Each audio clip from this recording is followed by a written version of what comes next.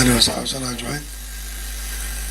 مدحونا جمهورية فدرالك أيها دمان أصحابتك عليه. السلام عليكم ورحمة الله وبركاته. السلام كبعدي وحان يرد بسنة وحان كوتشيرو ينوع اللو فكري وحد مدينة هذو كلا دوين وحان كوتالين لا أفر إلا 20 ساعة قرح يستغنين الوصول إن أمر السور أفر إلا 20 ساعة برور ديق إن قرح هذا تغنو قرح يستغنين وإنت قرح هذا وبحنا إنو تاغنو سيان برور ديق وادقنا قولادي دماتي وحي لهاي دماتي وقارسية قرحة كلنت فكر كاو waxaan rabaa inaan soo jeediyo waxaan garanaynin inaan istaagno oo daqiiqad la aamuso meesha diinta ka soo gashay meeshan dhaqan ay noogu ahayd in la sheego rag baan dagaalamayna waan isaynaa diin bay noo sheeganayaan waxaan rabnaa inaan diin u sheegano oo kula dagaalano dadkana u sheegno waxaan inuu baadil yahay oo diinayn sida gaaladii baan intaan istaagnaa aan aamusno aan foorarsan aan sidan yeelo horaas diin ma ma nimanka tabriir u sameynaysan ma iyaga hartaan inaad dhiigana u banaysaan nimankan iyaga waa inxiraafay oo manhajkii ka leexday oo diintii ka baxay annana aamusnaan leenayo daqiiqadan istaagno fadlan waxaan idinka codsanayaa dhaqankaasi maaha dhaqan islaamka shaqo ku leh hala joojiyo rag baan isaynaa aan iska cel weer cas oo la xidho calaamad la qaato isna says waxba ma samaynayso aan rag iska celino rag baan isaynaa diin bay sheeganayaan aan ka faa'iidaysano aan culimada kicino dadku ha kaceen hooyooyinku ha hadleen ururada bulshada ha laado dadkii aan abaabulno dagaal galno waan cas baan qaadanay madaxaan ka xidhanay qoraxdaan istaagnay waan aamusnay maxay soo kordhinaysaa ana waxay la tahay waan riyoonaynaa guryo qabow baad ku jirtaan maalin walba aan isu nimaadno daqiiqadaha la aamuso hoos ha loo foorarsado iyaguna waxay yidhahdeen gaaladii waxay samaynaysaa fiir waa aamusan yihiin naga daaya bilaa calaykum haddaan shir furanayno aayadaha qur-aanka loogu horreysiya iyagaa lagu furo waxa kale ka dambeeya waa tororog heesta aan qaadno hala baaba astaan waddanku leeyahay aan ogolaano maalin walba hadda tii soo baanu aamusnay tii kalena maanu aamusnay maxaanu xaqiraynaa shalay bay ka dhacday hoteelka halkan ku yaallay aan iyadana aamusno intaan istaagno waxay la tahay anigu sidaan ma u arko wax si aan iskaga celinayno mas-uuliyiintu ha istaageen ha qaateen go-aana inay dadkan la dagaalamaan shacabku aan dhiiggiisa istismaarsan oo ka faa'iidaysano dadka intaan abaabul aan la dagaalano dadku maanta iyagaa diyaara aan ka dayno waliba saxaafadana waxaan istaagaa laga daayo dadka loo sheegay aan aamusnada ka daayo intaa haddaan ka soo raalli ahaada haddii hadalkayga kuleyl ku jiro waxaan ka hadlaynaay iyo waxaan ka tashanaynaay waa waddan burbursan soo roonaanaya maalinba istee baan soo marayno waan qabaa shalay meeshu aan maanta inuu dhaamo saaxiibkii xaaf waan kaga bedelaa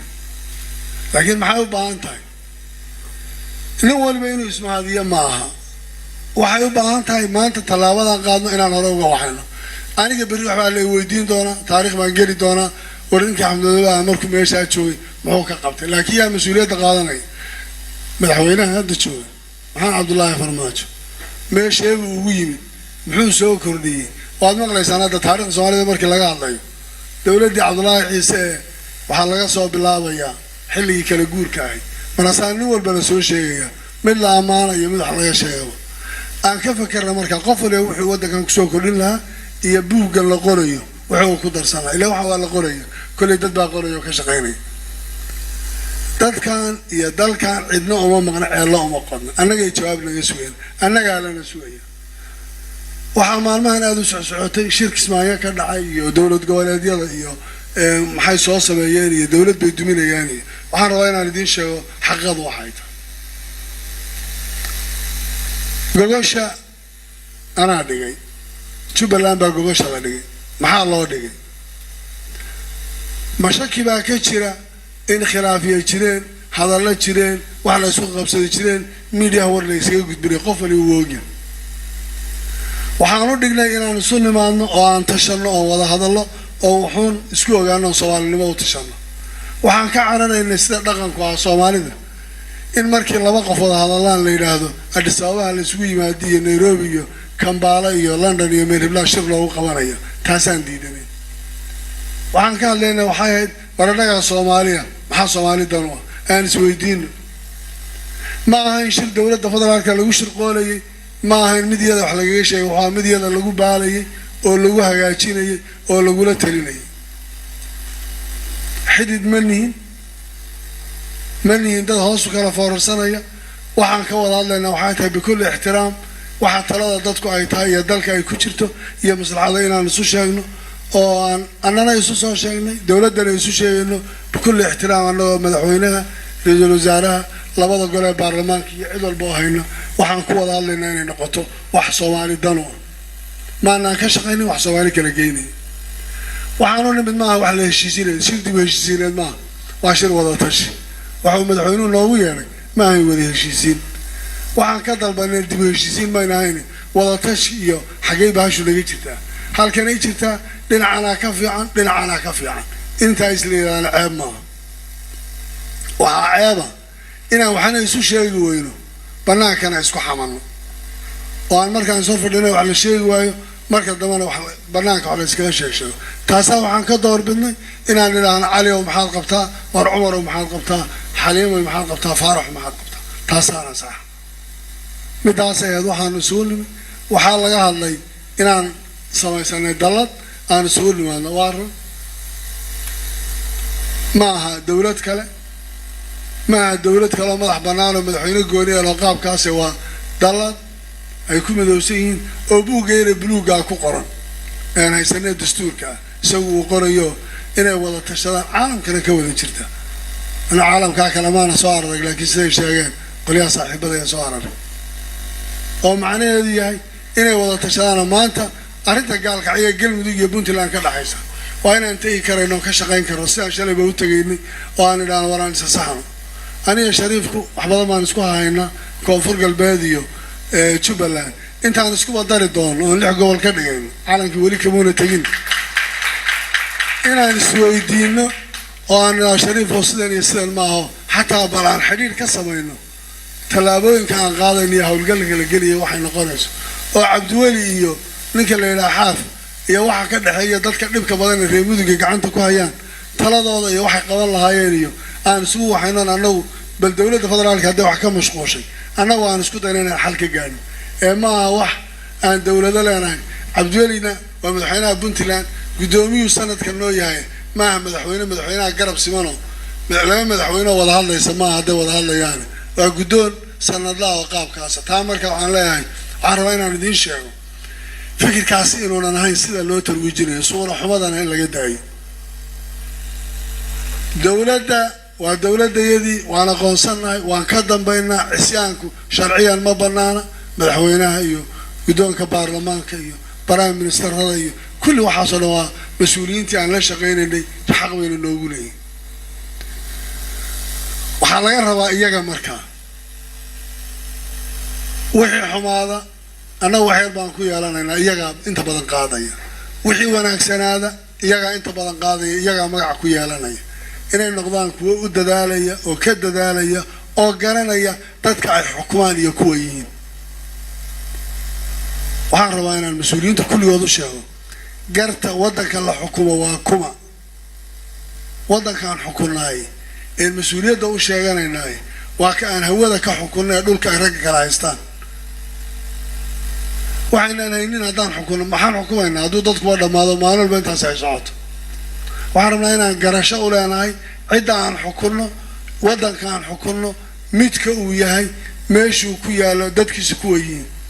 maalin walba ama waxaad arkaysaa message lagu soo diraya ama qof yidhi taagan oo leh magafa ilma Liibiya igaga haysta bal inta kale iska daa maalin walba hooyaa taagan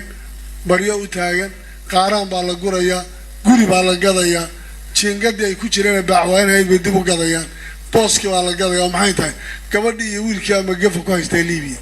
beerka laga baxay kaliya laga bixiyay hormaano ma qaraac ma ku jireen dadkan intaan faloorkan fadhidaa mas'uuliyiin ama wallahi iyaga la weydiinaya aan isku dayno inaan kor u fakaro waxyaalaha hoose waxaan anu tabanayo waxa cali tabanayo waxa cumar tabanayo kulli intaan ka baxno waxaan ka hadlaynaa inay noqoto wax dadka iyo dalka wax taro waan ka tagaynaa bari laa shak ka isla riijiya iyo kaan isla riijin haddaan mooshin laga keenin iyo haddaan ku kalo eriya imanin iyo haddaan makhaashir lagu qabanin iyo waxa markii laga soo tago timeka uma dhamaanaya hadduu u bato 2 teeran qof joogi kara kuwa isteediyada ma aqaan hadda waxa ugu qoranba dastuurka intay joogi karaan iyagana waa 2 ka badan ma jirtaan maran ama halkii mar Soomaalidu dhameysay qof waliba marka adoog inaad tagayso waari meesha warakaar maalinta joogto waxa qaban karaysa qabo maalinta kula talada kula gudboontahay inaan qoomoono markaan ka tagnaan idhaahno alla ilaahay maalinta sidaa ahayd inaad sidaa tiraahdaa fiican Soomaalidu waxay u badan tahay qofku markuu mas'uuliyadda ka tago talada helaa markaasuu wuxuu oranayaa saasaa fiican hadda nin kastoo soo maray u fiirsada wax kastoo shalay ku madaxadka maanta wuxuu ka oranayaa talada saasaa fiican oo saasaa fiican sababtoo markii uu joogay ma gafahaystay Soomaa ya markii uu joogay waxba hayay ma gafahayay si kale wuxuu jireen way ka qarsoonayd laakiin markuu ka dagay way ku soo dagaysaa sida wacyi markaas waxa arkaysaa soo tala wanaagiisa offer nin kastoo mas'uul soo maray maanta tala weydiiya wallahi waxa ugu fiican buu idin sheegay dadkana aan kuwa anaga nala talin iyo kuwa mas'uuliinta kale la talin kulli yaana qarqoomin oo yaan dadka inta badan tushuush badan lagu furay hal loo daayay inay madaxdooda bal si dadku u fakaraan oo tala wanaagsan qaataan oo wax fiican lagula taliyo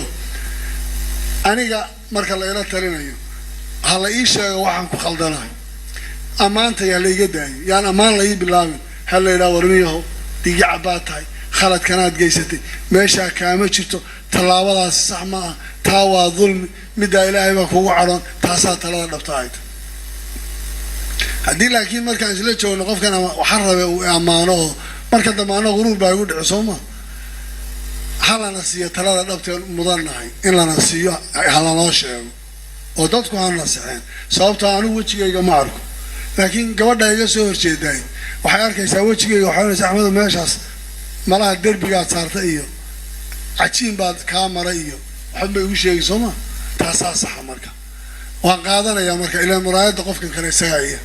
aan taasna qaadan hadii la yiraahdo waxaan codsanayaa maanta fursad baan haysanaa shacabkan dhibaato soo gaadhay taariikhda laga faa'iideysto dadkan aan dagaal galno aan iska dayno istaaga iyo foorarsiga iyo weerka caseen qaadanayno oo aan la dagaalanno nimankaas oo aan diin bay nagula dagaalamayaan culimadu ha kacdo oo hooyooyinku ha istaageen oo ganacsatadu ha istaagto oo waxgaradku ha kaco oo kuwa ganacsatada cabsanaya dhinaca kale ka warwareejinaya inaan cidna loo tulayna arkeen oo ka hoteelka degan ee hoteelka iska leh canshuurta haduu bixin waayo shabaabku lacag bay ka qaadayeen haduu bixin waayo waan ka duunaynaa laleeyahay intuu meeshooda ugu tago ha kula soo dagaalamo oo xakamka kuwa ka dhiganaya intaan ka qabanaa layno oo aan dagaalka galno ani midaas ay la tahay wadankan amnigiisu wuxuu u baahan yahay gacan adag in lagu qabto oo ay noqoto decision adag